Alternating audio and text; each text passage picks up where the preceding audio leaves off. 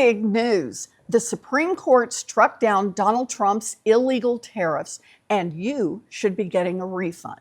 This is the story of how Donald Trump used tariffs to take money out of your pocket, how his play ended up being illegal, and why you should get your money back. So let's start here. What if I told you that the higher prices you paid last year weren't just bad policy, they were actually against the law? Well, turns out that's the truth. You might remember hearing about a thing called Liberation Day. That was the day that Donald Trump declared a so-called national emergency and used it to slap massive tariffs on countries all around the world. He told you that you were being liberated and that America was starting a new golden age of manufacturing. He even told you that prices wouldn't go up, that other countries would eat the costs. Well, Americans know that did not happen. Families paid more. Small businesses paid more. Data show that American families have already paid more than $1,700 extra because of Trump's chaotic tariffs. Consumers and businesses paid nearly 90% of Trump's tariffs in 2025. Back in Massachusetts, I heard from all sorts of companies, from board game makers to baby stroller manufacturers, that tariffs made it more expensive to run their businesses and forced them to raise their prices. And when prices on everything from groceries to school supplies to baby strollers skyrocketed, American families found it a lot harder to get by. The truth is that you paid for Trump's disastrous economic policies. And meanwhile, billionaire CEOs used flattery and favors to get exemptions from Donald Trump. Apple CEO Tim Cook showed up at the White House with a 24-karat gold trophy for the president, and lo and behold, within days, his company's products were exempted from many of the tariffs. Or take Rolex, another company hit by tariffs. Their move? Swiss executives invited Trump to their box at the US Open. Flatter Trump and get lower tariffs. Rolex even said after the fact that Trump asked in, quote, jest, whether he would have been invited had it not been for the tariffs. Unbelievable. Only with Trump's corruption, entirely believable. All of that takes me to last week. The Supreme Court ruled that Trump never had the authority to put those tariffs in place at all. What he did was illegal. Illegal. Why?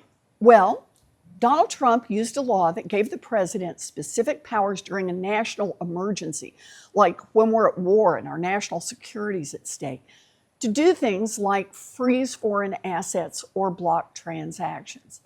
But there was no emergency. Donald Trump just claimed there was so he could bully other countries with his on-again, off-again tariffs. So the Supreme Court stepped in and said, no emergency here, and collecting those tariffs is not legal. But here's the problem. The US government already collected the money. So now there's this pot of $175 billion in illegally collected tariffs that you paid for. But Donald Trump won't commit to getting that money back to you. Giant corporations are already lining up with their armies of lobbyists and lawyers to try to pocket the refunds for themselves, while consumers and small businesses, the folks who really bore the brunt of the crisis, are just hung out to dry. Think about that. You paid higher prices at the store. Small businesses paid higher costs to import the goods they rely on. Money was taken out of your pockets. But will you ever see it? Well, here's Donald Trump's Secretary of the Treasury. Well, it's going to be a food fight going after $175 billion, isn't it? So I got a feeling the American people won't see it. Yep. He's got a feeling the American people won't see that money. Keep the money that you stole. Ordinary Americans can't do that. For everyone else in this country, if you steal something and you get caught, you got to give it back. But Trump and his Secretary of the Treasury, they don't seem to think the rules apply to them. And the president, He's got no idea either. I guess it has to get litigated for the next 2 years. He's too busy trying to take even more money from American families. But other alternatives will now be used to replace the ones that the court incorrectly rejected. We have alternatives, great alternatives. Could be more money. We'll take in more money. Great alternatives, huh?